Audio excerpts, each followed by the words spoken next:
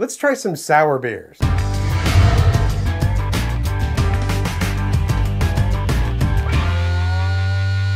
Welcome to the Picky Eater channel. I'm Tony and I'm a little bit buzzed because I actually filmed most of this already and realized I didn't turn my mics on. Woohoo, that's a lot of fun. So we're looking at sour beers today. On this channel, we do a lot of different things. Do cooking segments where I show you, some recipes that I've kind of come up with to get around my picky eater propensities.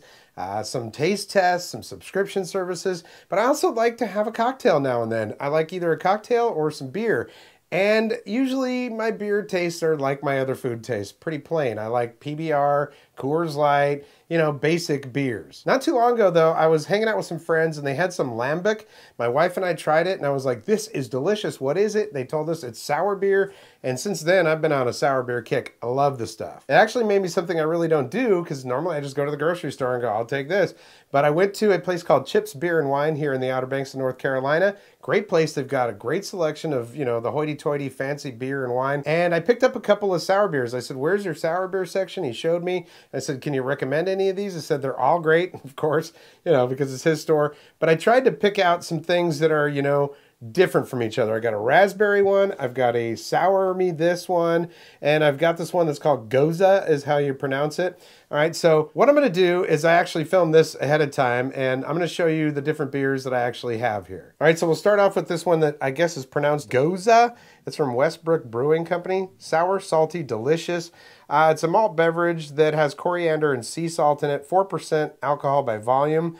And it's kind of a German-style wheat beer. It's got that sourness to it, so that's pretty cool. Then the next one is the DuClaw, is who makes this, DuClaw Brewing Company. Sour Me This, it's a dry hopped beer. It says here, this light-bodied, straw-colored sour beer boasts tart, candied, fruit-like notes of tangerine, orange, and melon that linger to its sweet, dry finish. Now pop the top, get ready for a pucker punch. I like that. Respect the fluid, it says here on the side of it. And then this one is it's called Wild Sour. It's the Wild Sour series. Lynbrook Raspberry Sour Beer. It's from Distill Brewing Company, and they are in Illinois. So let's see, this one here, Baltimore, Maryland for the Sour Me This. And the Westbrook one is from Mount Pleasant, South Carolina.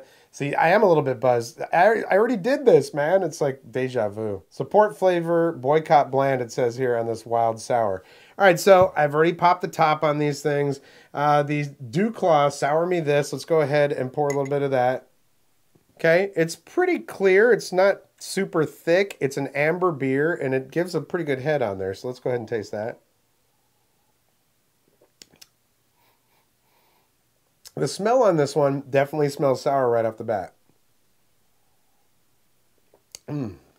It's tasty, man. I love this sour beer stuff.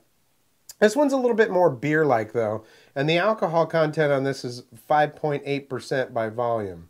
It's an ale, and it definitely tastes more beer-like than the other two. Do I really get, I don't know, I get the straw-colored sour. Maybe I get the tangerine and orange. I don't really get melon in there, but it's tasty. Yum, yum. Yeah, I like that quite a bit. All right.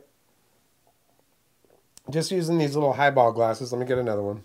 So the next one we're going to do is the Westbrook Brewery. And I'll put links down in the description for each one of these because they all have their websites on here. It's an interpretation of a Gose, traditional German-style wheat beer with coriander and salt. And it's a refreshing style, it says here. It's making its comeback. So let's go ahead and get some of that. It's a good thing I didn't drink all this stuff before I realized, oh, the mic wasn't on. That's like the worst, man. When you go through something, you do it all the way through, and then you're like, ugh. Hey, it could be worse. I'm drinking beer, so that doesn't suck. Okay, this one is a lot more sour to me. And I actually get that salty. It says sour, salty, delicious. And I was like, how's that going to work? It literally is sour and salty. That's delicious. Dude, I'm really loving these sour beers, if you can't tell.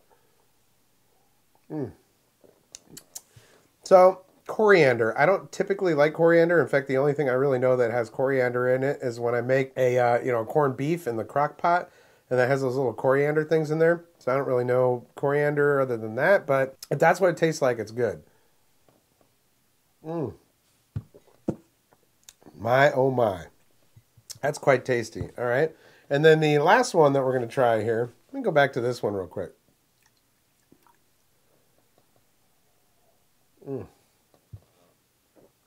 I think this one is the more sour of the three. We're going to go on to this wild sour, though, here. From Lynbrook Raspberry Sour Beer, Distill Brewery. This one's only 3% alcohol by volume. So the first one so far is the strongest. It's a 5.8%. Then you got a 4% on the Westbrook. And then the Wild Sour, 3%. If I'd have seen that, I probably would have picked another one out. You know, when it comes to this kind of stuff, I want a stronger beer. I'm thinking we might need to do some videos on liquor too. Maybe, you know, Green Apple Crown or something like that. Something that I really enjoy. Maybe a good Scotch. You know what I'd really like to do is put Bundy on here. Bundaberg rum. It's from Australia. I have friends that live in Australia, and when they come over, they are required to bring a bottle of Bundaberg rum because I love that stuff. It is so good. All right, so the last one here, the Wild Sour Series Raspberry Sour Beer. It definitely does have a little bit of a hue of, you know, raspberry kind of color to it. Also kind of has a flat head to it. All three of these had a little bit more head to them when I first poured them. Of course, again, this is the second one. That's what happens when you drink, isn't it? All right, let's go ahead and have another one.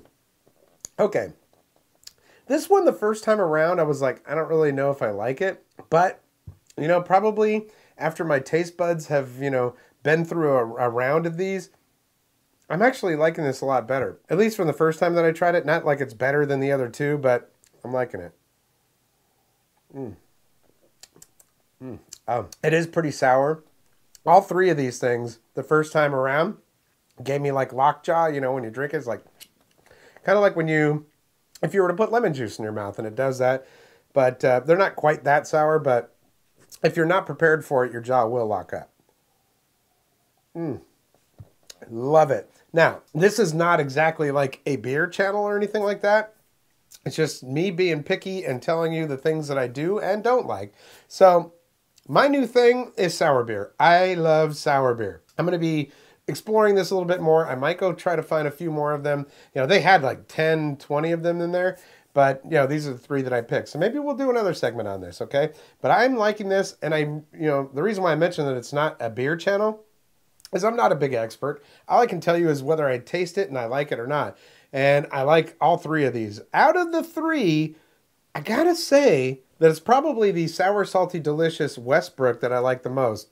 But, you know, they're all pretty equal. I mean, I like them all. But again, the reason why I tell you that it's not a beer channel is because I don't know why they're sour or how that works or anything like that. Perhaps if I'm going to do more of these, I will find out why.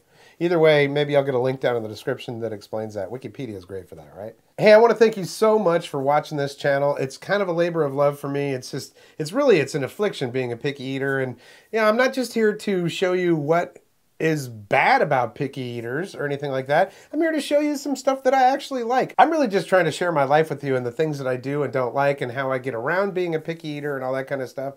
And I really appreciate all the comments that you're leaving. It makes me feel like we're a little bit of a community, you know, the picky eater community. We need to unite. People don't understand us. And if you're not a picky eater, I totally get it, man. You're going to be like, what the hell, dude? Why don't you just do this? And that's fine too. Either way, I just appreciate you watching. Likes, comments, subscriptions, sharing. That is fantastic. And I do now have an Instagram. So if you want to go to the Instagram for the Picky Eater, it's Picky Eater Channel. And I'm going to do actually there is a Facebook. I have a Facebook for it too. I'm like, Derek? Yes, it's all this beer. I got a Facebook page for it. And, you know, I'm just going to do everything that I normally do with my other channels. And I just really, really appreciate you. I'm rambling now. Yep, that's what happens when you start drinking. Hey, that's going to do it for this episode. We'll catch you next time on the Picky Eater Channel.